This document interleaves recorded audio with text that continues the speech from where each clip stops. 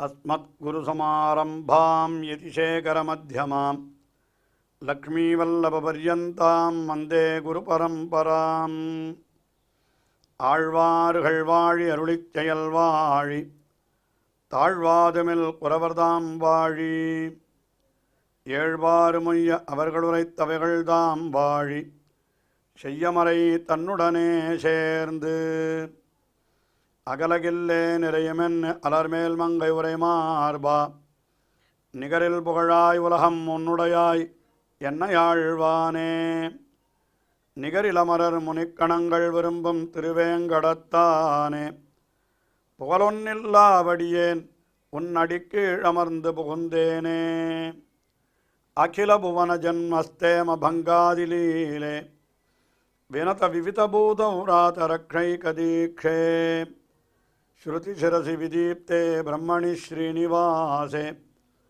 பவது மம பரஸ்மின் ஷேமுஷி பக்திரூபாம்.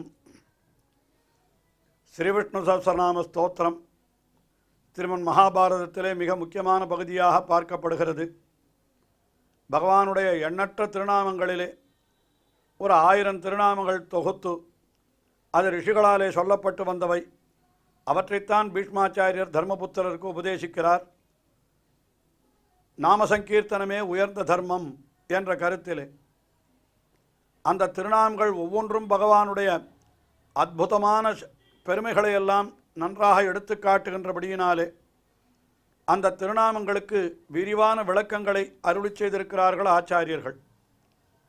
அதிலே நாம் இன்றைய தினம் முதலிலே 856வது திருநாமமான ஆஸ்ரமஹா என்கிற திருநாமத்தை பார்க்கிறோம்.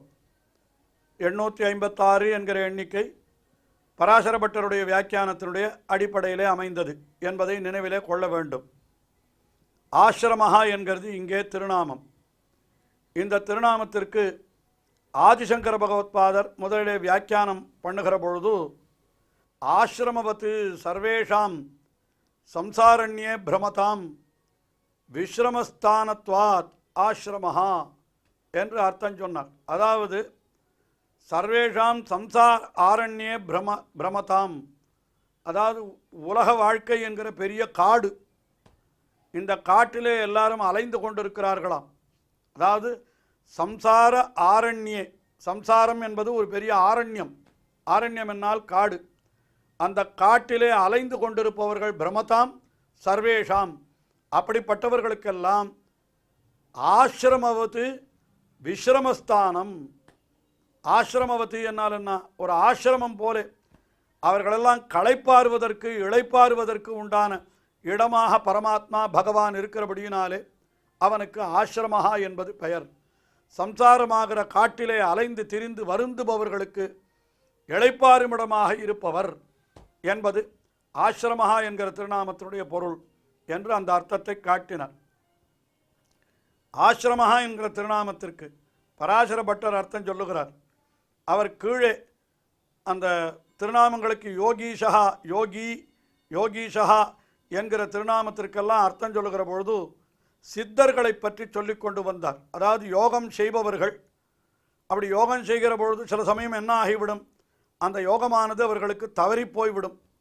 தவறி போய்விட்டாலும் கூட அவர்களை பகவான் என்ன செய்கிறான் என்றால் தண்டித்து விடாமல் அவர்களுக்கும் அந்த யோகம் கைவராவிட்டாலும் அதற்கு கீழே இருக்கக்கூடிய சில பலன்கள் அஷ்டசித்தி முதலானவற்றை கொடுக்கிறான் என்றெல்லாம் கீழ்த்திருநாமங்களுக்கு அர்த்தம் சொன்னார். இப்பொழுது என்ன சொல்லுகிறார் என்னால், அந்த யோகம் கைவராமல் திரும்பி வருகிறார்களே, யோகம் செய்கிறார்கள் ஆனால் அதை முடிக்க முடியாமல் பாதியிலே திரும்பி விட்டார்கள் அவர்கள், ஏதோ சில தவறு, அதனால் அந்த யோகம் அவர்களுக்கு முடியவில்லை. அப்படிப்பட்டவர்களை வைஷ்ணவ குலத்திலே பிறப்பித்து அவர்களுடைய சிரமத்தை ஆற்றுபவர் என்று ஒரு உயர்ந்த அர்த்தத்தை சொல்லுகிறார் பராசர பட்டர். என்ன சொல்கிறார், ததோ நிவிருத்திய, யோகத்திலிருந்து திரும்பி வந்தவர்கள், யோகத்தை முழுவதும், அதாவது யோகத்தை அனுஷ்டித்து கொண்டே வந்தார்கள், ஏதோ நடுவில் ஒரு நிலையிலே அந்த யோகத்தை மேலே தொடர்ந்து அவர்களால் அனுஷ்டிக்க முடியாமல் போய்விட்டது. ஆனால் இத்தனை நாள் யோகத்தை அனுஷ்டிதற்கு அவர்களுக்கு ஒரு பலன் கிடைக்க வேண்டுமே, அந்த பலன் என்னன்னா அவர்கள் வைஷ்ணவ குலத்திலே பிறத்தல் என்கிறதுதான் அவர்களுக்கு பலம். தத்தோ நிவிருத்திய சுபீக்ஷ என்ன சொல்லுகிறார்னா பரவித்யேஷு, நல்ல பரவித்யை யோகத்தை அனுஷ்டித்தார்கள். ஆனாலும் அதிலிருந்து திரும்பி வந்தவர்கள் அவர்களை என்ன பண்ணுகிறான் பகவான் என்னால் வைஷ்ணவ கேகேஷு தேஷாம் விஸ்ராந்தி ஹேத்து, நல்ல வைஷ்ணவ குலங்களிலே அவர்களை பிறப்பித்து அவர்களுடைய சிரமத்தை ஆற்றுபவர் என்று. ஆகையினாலே பராசர பட்டருடைய கருத்துப்படி வைஷ்ணவ குலத்திலே பிறந்தவர்கள் அத்தனை பேரும் சித்த புருஷர்கள் என்பதுதான், சித்தர்கள் என்பதுதான் அவருடைய கருத்தாக இங்கே நாம் பார்க்கிறோம். ஆசிரமஹா என்கிற திருநாமத்திற்கு சத்யசந்த தீர்த்தர் அவர் அர்த்தம் சொல்லுகிற பொழுது ந வித்யதே ஸ்ரமஹா ஏஷாம் தே அஸ்ரமாக தே முக்தாகா, எந்த விதமான சம்சார சிரமம் இல்லாதவர்கள் யார் என்றால் இந்த உலகத்திலிருந்து விடுபட்டு பகவானை அடைகிறவர்களான முக்தர்கள் என்பவர். முக்தர்கள் என்றால் விடுபட்டவர்கள் என்பது பொருள், விடுதலை அடைந்தவர்கள் என்பது பொருள். முக்தர்கள் அவர்களுக்கு எந்த துன்பமும் கிடையாது. அப்போ ஆசிரமஹா என்கிறதுக்கு என்ன அர்த்தம் என்னால் அது அஸ்ரமாக முக்தர்கள், அவர்களுக்கு சுவாமி ஆசிரமஹா, அவர்களுக்கு தலைவர் யாரோ அவருக்கு ஆசிரமர். முக்தர்களுக்கு தலைவருக்கு ஆசிரமஹா என்பது பெயர் என்று இப்படி அற்புதமான அர்த்தத்தை சத்யசந்த தீர்த்தர் காட்டி அருளினார். அதற்கு அடுத்தபடியாக ஸ்ரமணஹா என்கிறது திருநாமம், 857வது திருநாமம். ஸ்ரமணஹா என்கிற திருநாமத்திற்கு வருத்துபவர் என்று பொருள் அர்த்தம் காட்டினார். என்ன வருத்துபவர் என்னால் எப்படி வருத்துபவர்?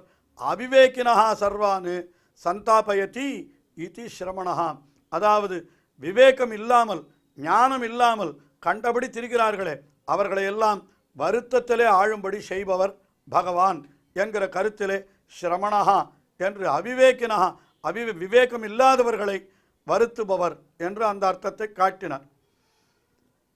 ஆனால் ஸ்ரமணஹா என்கிற சப்தத்திற்கு பராசர பட்டர் அர்த்தம் காட்டுகிற பொழுது யோகத்தை செய்தார்கள், நடுவிலே யோகத்திலே நழுவி விட்டார்கள், ஏதோ காரணத்தினாலே அந்த யோகத்தை முடிக்காதவர்களாய் விட்டார்கள்.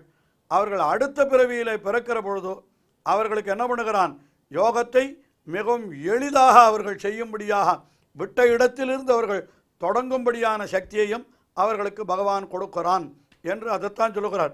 என்ன சொல்றேன்னா போக ஜென்மபியாம் என்னால் அந்த யோகத்திலே இருந்தவர்கள் அவர்கள் என்ன ஆச்சுன்னா அனுபக்ஷீண சர்வைஹி சம்ஸ்காரைஹி தத்ர சமாதிசேஷா அநாயாசேன ஸ்ரம்யதே அபியாசத இதி ஸ்ரமணஹா. அதாவது இதுதான் சாஸ்திரங்களிலேயும் சொல்லப்பட்ட விஷயம்.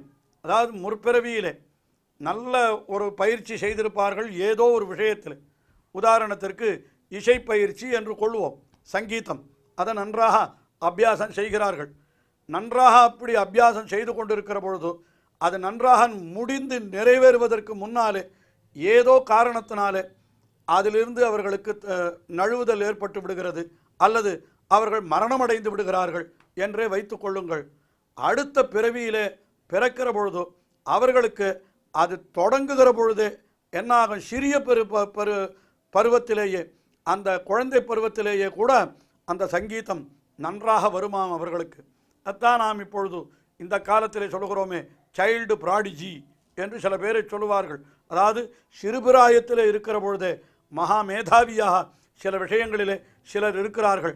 மிக 3 வயதிலேயே அவர்கள் சங்கீதத்தை எல்லாம் மிக அற்புதமாக பாடுகிறார்கள், அல்லது ராகங்களை எல்லாம் கண்டுபிடிக்கிறார்கள்.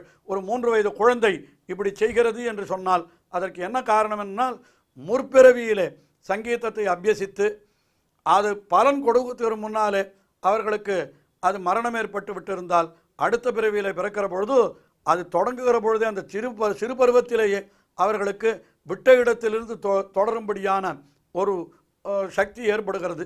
இதை பகவான் தான் கொடுக்கிறான் என்கிற அர்த்தத்திலே தான் இங்கே ஸ்ரமணஹா என்கிற சொல்லுக்கு இந்த திருநாமத்திற்கு அர்த்தம் காட்டினார் ஆதிசங்கர். அதாவது பராசர பட்டர் என்ன காட்டினார், அதாவது போகஜன்மபியாம் என்னால் ஏற்கனவே பண்ணி நடுவிலே அது அருந்து விட்டது, அப்படிப்பட்டவர்களுக்கு அனுபக்ஷீண சர்வைஹி சம்ஸ்காரைஹி தத்திர சமாதி சேஷா, அதனுடைய மிகுதியை அனாயாசேன அடுத்த பிறவியிலே மிகவும் பயிற்சியே இல்லாமலே கூட அவர்கள் பெரும்படியாக அப்படி செய்கிறவர். அதனால் இவருக்கு ஸ்ரமணஹா என்கிறது பெயர் என்று அந்த அர்த்தத்தை காட்டினர். அதற்கு மேலே சத்யசந்த தீர்த்தர் ஸ்ரமணஹா என்பதற்கு என்ன அர்த்தம் காட்டுகிறார்? ஸ்ரமணாகா சந்நியாசினஹா, துறவிகளுக்கு ஸ்ரமணர்கள் என்று பெயர். அஸ்ய தாசத்வேன சந்தி இதி ஸ்ரமணஹா, சந்நியாசிகளை எல்லாம் தனக்கு அடியவர்களாக உடையவர் பகவான் என்கிறபடியினாலே அவருக்கு ஸ்ரமணஹா என்று பெயர் என்று இன்னொரு அர்த்தம் சொன்னார். ஒரு அர்த்தம் சொன்னார், இன்னொரு அர்த்தமும் சொல்கிறார். கிருத்ர சாந்திராயணாதி ஸ்ரமேண நஹா சுகம் யஸ்மாதிதி வா, அதாவது சில விரதங்கள் சாஸ்திரங்களிலே சொல்லப்பட்டிருக்கின்றன. கிருச்சிரம் என்று ஒரு விரதம், சாந்திராயணம் என்று ஒரு விரதம். இப்படிப்பட்ட விரதங்களை செய்பவர்களுக்கு சுகம் கிடைக்கும் என்று சொல்லியிருக்கிறது. உண்மையிலே சுகம் எப்படி கிடைக்கிறது? அந்த விரதத்தை அனுஷ்டிப்பவர்களுக்கு சுகத்தை இவர்தான் கொடுக்கிறார். ஆகினாலே கிருச்சிரம் ஸ்ராந்திராயணம் முதலான விரதங்களால் சுகம் கிட்டும்படி செய்பவர் என்று அந்த அர்த்தத்தை காட்டினார். இன்னும் ஒரு அர்த்தமும் சொல்லுகிறார் சத்யசந்த தீர்த்தர். ஸ்ரமம் நயதி அபநயதி வா, ஆஹா, விரோதிகளுக்கு சிரமத்தை உண்டாக்குபவர் அல்லது அடியவர்களுக்கு துன்பத்தை போக்குபவர். ஆயினாலே இவருக்கு ஸ்ரமணஹம் என்று பெயர் என்று கொள்ளலாம் என்று அந்த அர்த்தத்தை காட்டினார். அடுத்தபடியாக 858வது திருநாமம் க்ஷாமஹா என்பது. க்ஷாமஹா என்னால் என்ன சொல்லுகிறார் ஆதிசங்கர பகவத்பாதர்? க்ஷமாஹா க்ஷீணாஹா சர்வாஹா பிரஜாஹா கரோதி இதி க்ஷாமஹா, அதாவது எல்லா பிராணிகளையும் சம்ஹார காலத்திலே அழிப்பவர். க்ஷமாஹா க்ஷீணாஹா, அதாவது எல்லாரும் அழிந்து போகும்படி எல்லாரையும் செய்கிறார். எப்பொழுது என்னால் சம்ஹார காலே, எல்லா இவற்றையும் அழிப்பவர் என்று அந்த அர்த்தத்தை காட்டினார் ஆதிசங்கர பகவத்பாதர். க்ஷாமஹா என்கிற திருநாமத்திற்கு பராசர பட்டர் அர்த்தம் காட்டுகிற பொழுது என்ன சொல்கிறார்னா, ஏவம் ஸ்வயோகிபிகி, அதாவது யோகாபிமுக்கிய மாத்திரேன தே யோக பிரஷ்டாக அபி, யோகத்தை ஆரம்பித்தார்கள். யோக பிரஷ்டாக என்னால்னா அந்த யோகத்திலிருந்து நழுவி விட்டார்கள். அவர்களும் கூட துர்க்கம் தரித்தும் க்ஷமந்தே அஸ்மாதிதி க்ஷமஹா, அதாவது அப்படிப்பட்டவர்களும் கூட தம்மை தியானம் செய்ய தொடங்கியவுடனே அவர்களுக்கு முக்தர்களாகும்படியான பேற்றை தருபவர்.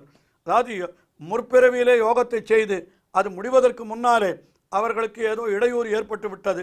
அவர்கள் அடுத்த பிறவியிலே பிறந்து மறுபடியும் பகவானை தியானம் செய்ய தொடங்கினார்களானால் தொடங்கி முடிகிறவரே இல்லாமல் தொடங்குகிற பொழுதே அவர்களுக்கு அந்த யோகத்தினுடைய பலத்தை கொடுப்பவன் என்று அந்த முற்பிறவிலே விட்ட யோகத்தினுடைய தொடர்ச்சி இப்பிறவிலேயும் அவர்களுக்கு கிடைக்கும்படி செய்பவன்.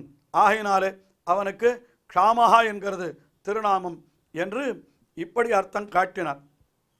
இதற்கு அடுத்தபடியாக க்ஷாமஹா என்கிற திருநாமத்திற்கு சத்யசந்த தீர்த்தர் அர்த்தம் காட்டுகிற பொழுது க்ஷமாயாக சகன சக்தேஹே அயம் ஆதாரத்வேன இதி க்ஷாமஹா, அதாவது க்ஷமா என்கிற குணத்திற்கே பொறுமை என்பது பொருள்.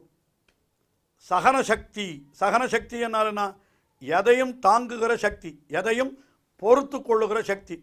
அப்படிப்பட்ட சக்தி என்பது இவனிடத்திலிருந்து தான் நமக்கு கிடைக்கிறது. பகவானுடைய அருளாலே தான் அந்த சக்தி கிடைக்குமே தவிர வேற எத்தாலேயும் கிடைக்காது.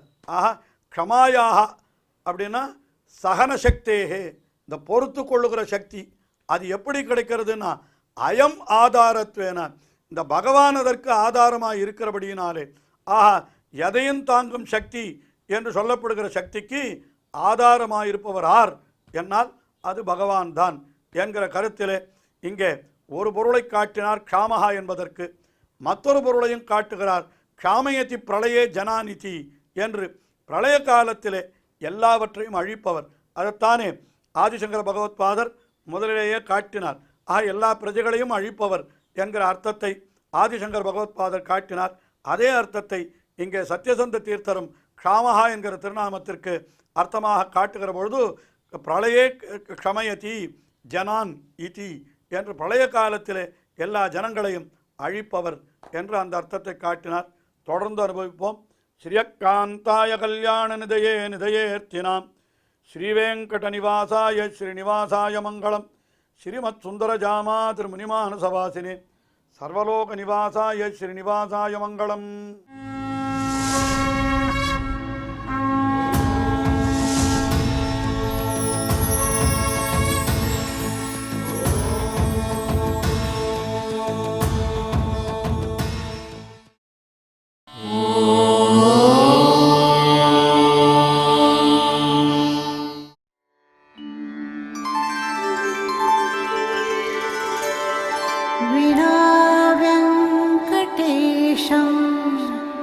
ननाथो ननाथः सदा वेङ्कटेशं स्मरामि स्मरामि.